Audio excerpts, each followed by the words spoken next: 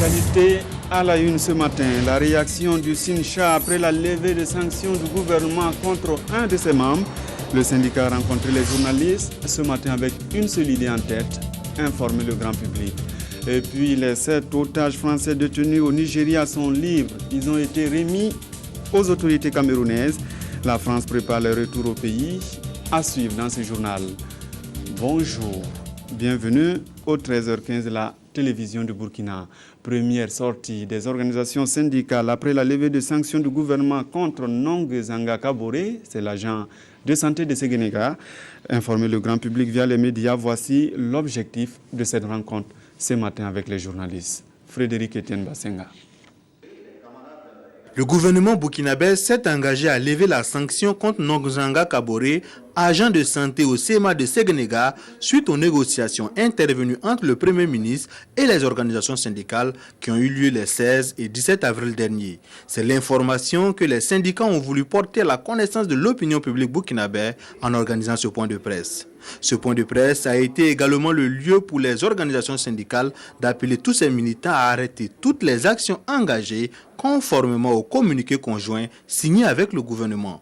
Les sanctions là, nous on a vu, les travailleurs ont vu que c'était le syndicat qui était visé. C'est pourquoi ils se sont mobilisés pour défendre le syndicat. Si le syndicat n'existe pas là, on peut pas, les travailleurs vont être désarmés. Donc on a dit que ça prime. Le problème qui était posé là, pour nous là, primait.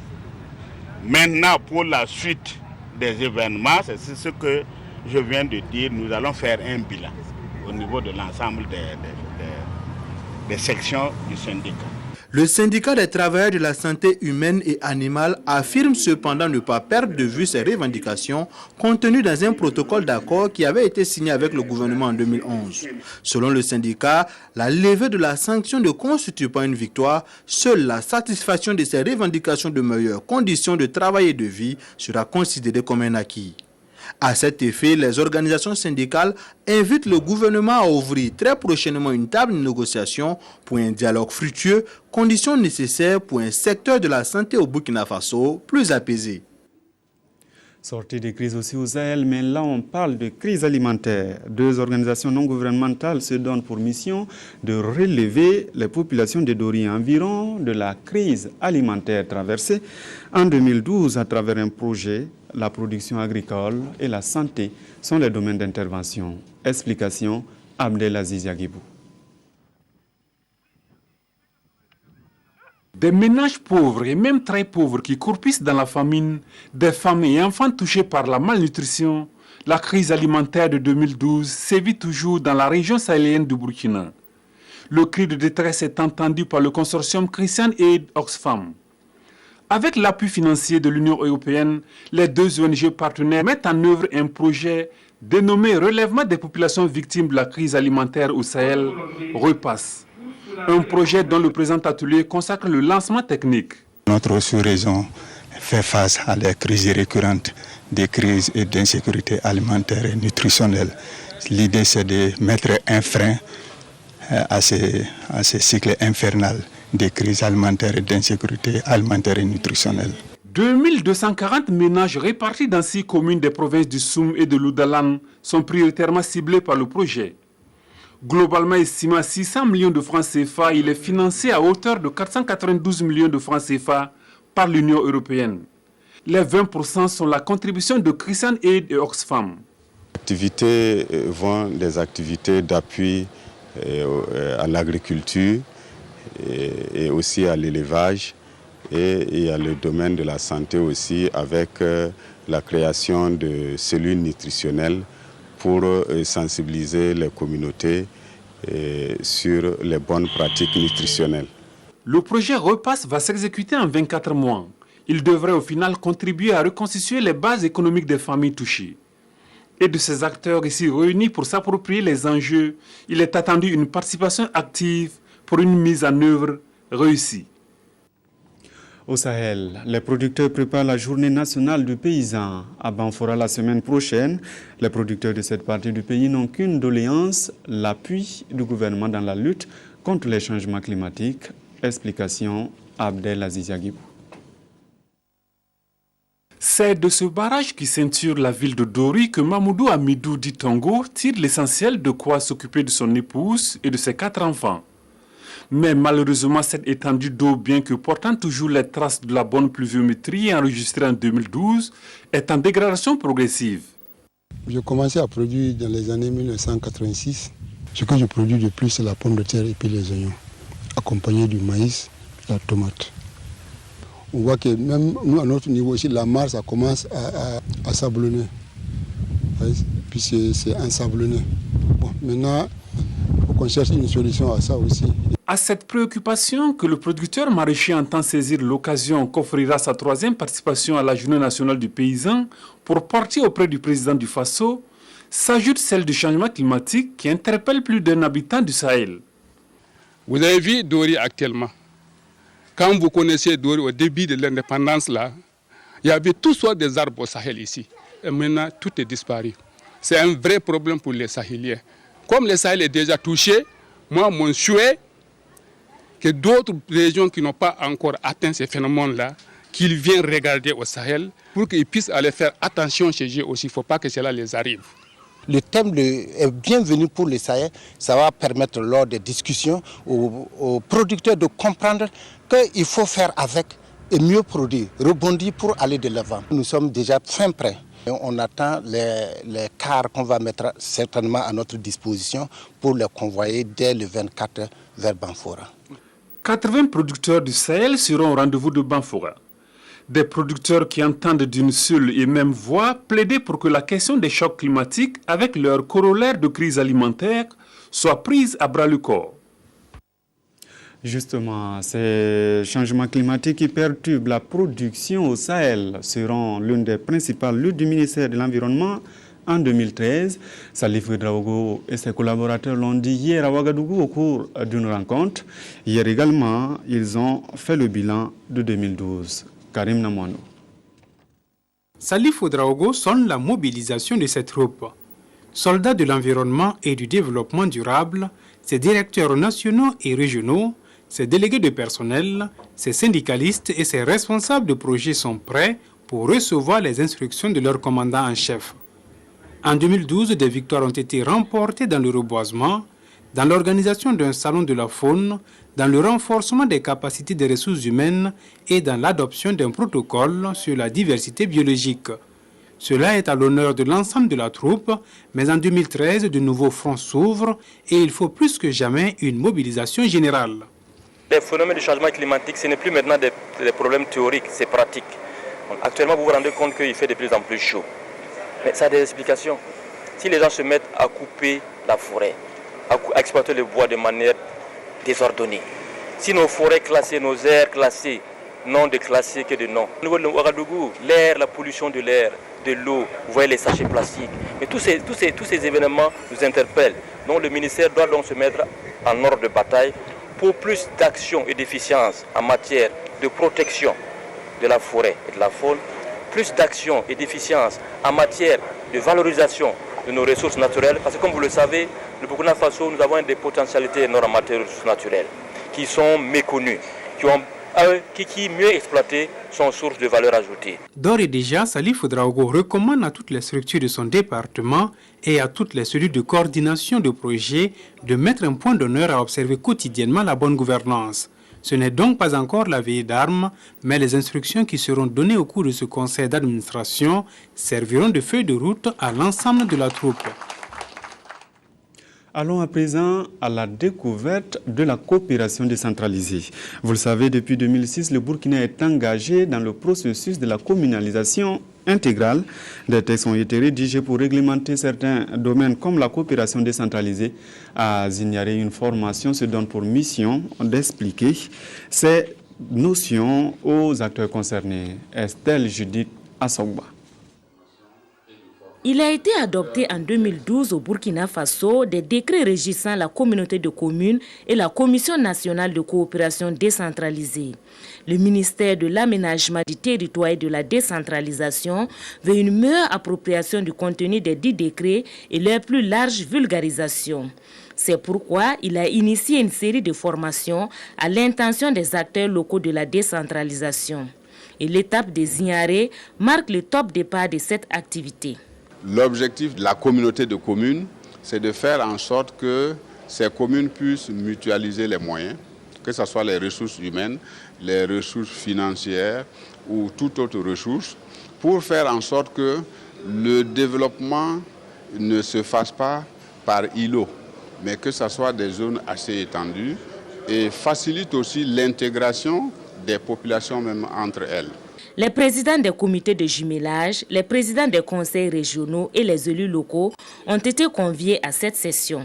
Ils ont 48 heures pour s'imprégner du contenu des comités de jumelage, des conventions de coopération décentralisée et de la coopération intercommunale. Toutes ces communications, une fois bien assimilées, permettront à ces acteurs une meilleure application de ces textes dans leurs collectivités respectives. Cette forme de coopération, qui est quand même le deuxième contributeur au développement après l'État, nous permettra d'avoir aussi une certaine transparence sur les ressources de cette coopération décentralisée. 6 autres régions bénéficieront de cette formation. Il s'agit du centre-nord, du centre-sud, du centre-est, du Sahel, des Cascades et des hauts-bassins. Et puis, puisqu'il est question du centre-est, on parle de la police de proximité à Tinkodogo. C'est la police qui vous implique directement dans le système de sécurité.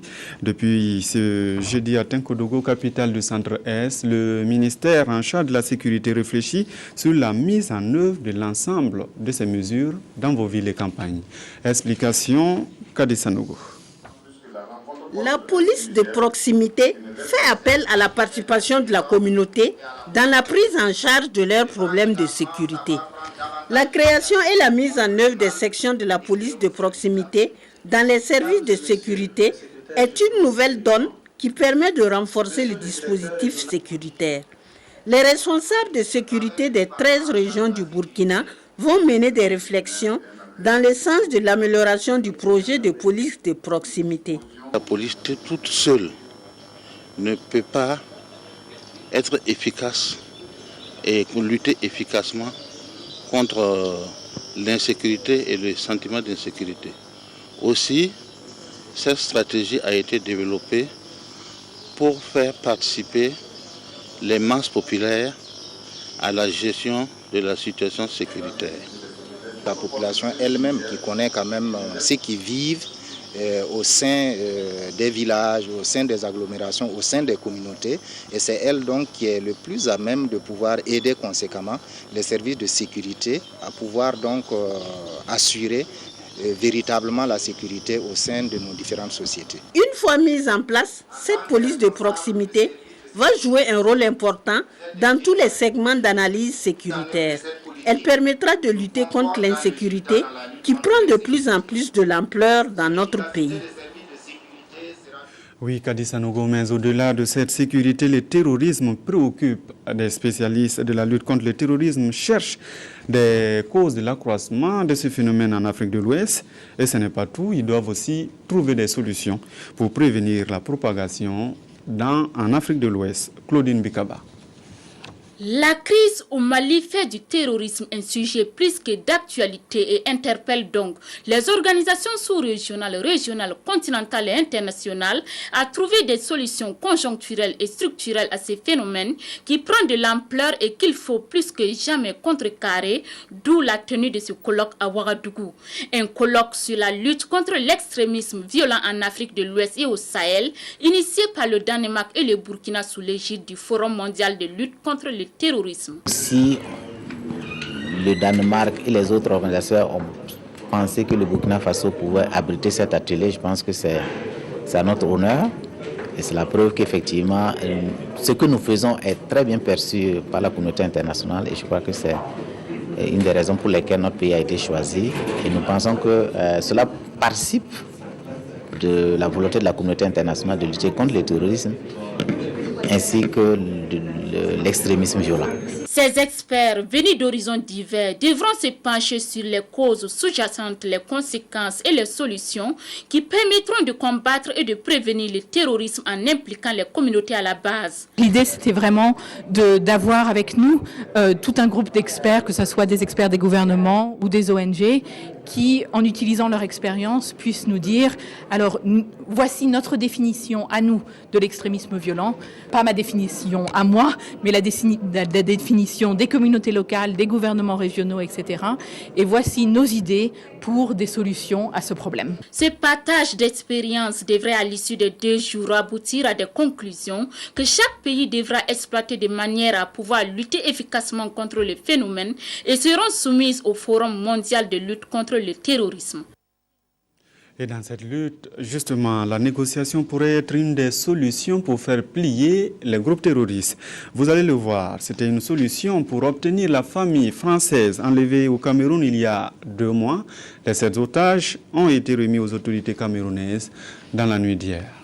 Et à côté de cette sécurité des biens et des personnes, les pensionnaires de la Carrefour et de la CNSS auront droit à une meilleure sécurité sociale.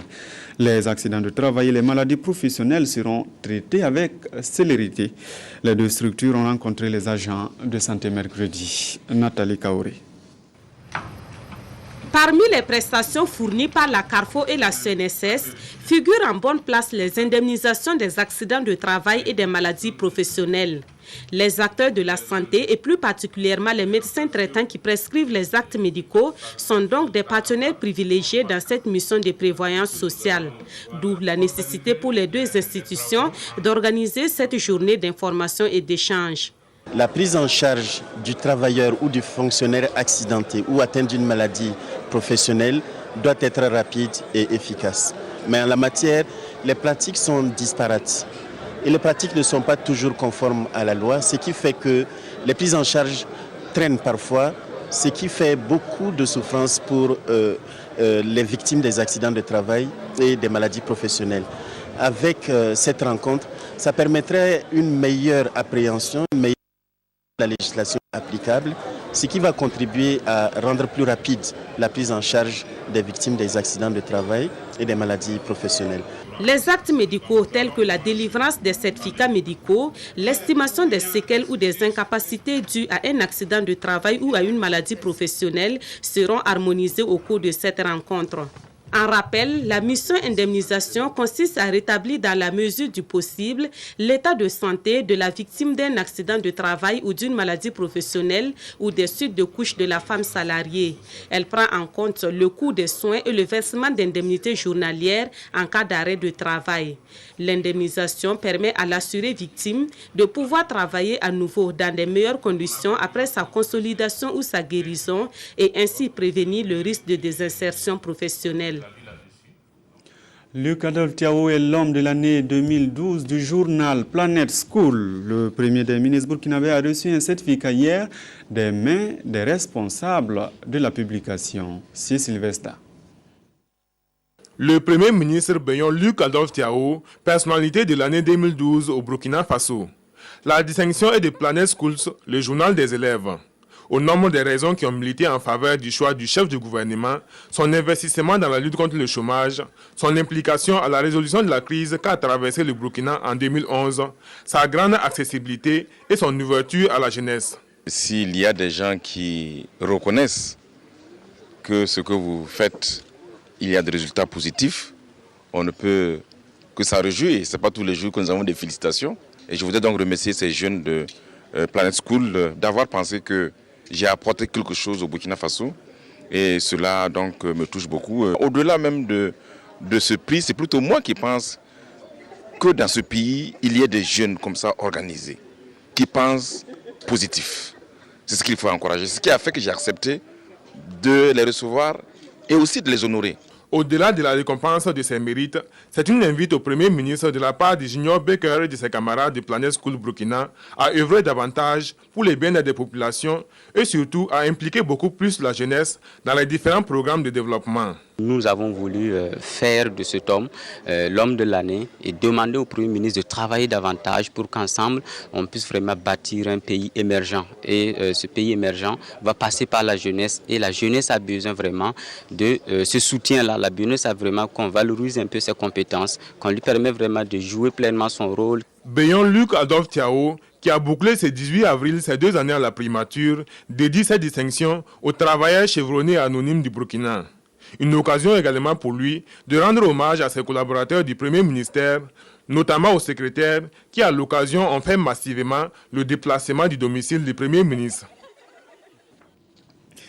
Un nouveau dirigeant prend les rênes du BBDA. Adama Sagnon a remplacé Balamine Ouattara après 10 ans à la tête du bureau burkinabé des droits d'auteur. Il compte renforcer les acquis de son prédécesseur, Oumou Cissé Nyarkiteda. Je vous installe officiellement dans vos fonctions de directeur général du bureau burkinabé du droit d'auteur. Cette cérémonie consacre l'installation du nouveau directeur général du BBDA, le bureau burkinabé du droit d'auteur.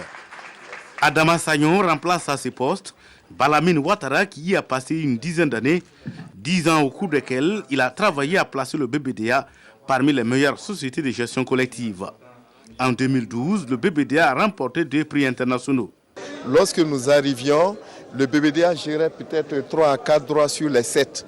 Nous avions aujourd'hui pu mettre en pratique la gestion de toutes les catégories de droits, ce qui nous permet de dire aujourd'hui qu'au Burkina Faso, il n'y a pas un seul artiste qui ne soit concerné par l'activité du BBDA. Au niveau de l'amélioration des conditions de vie et de travail des artistes et des membres du BBDA également, nous avions renforcé les infrastructures par la réalisation d'infrastructures complémentaires. Le directeur général entrant n'est pas un étranger du BBDA.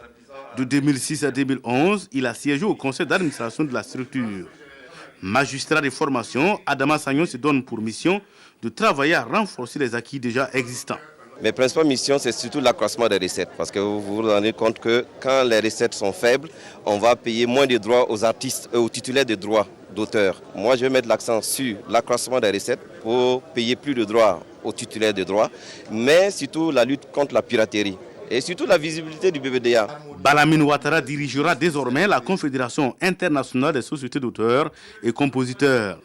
Ses anciens collaborateurs et les artistes lui ont rendu un hommage pour son leadership et promettent accompagner le nouveau directeur général pour faire du BBDA une structure de référence en Afrique.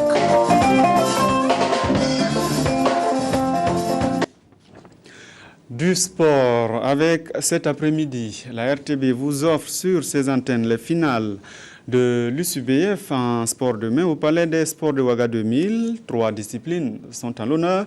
Ces finales débutent sur le coup de 15h avec la finale du basket junior entre le complexe des élites de Ouagadougou et le lycée Joseph Moukassa de Koudougou.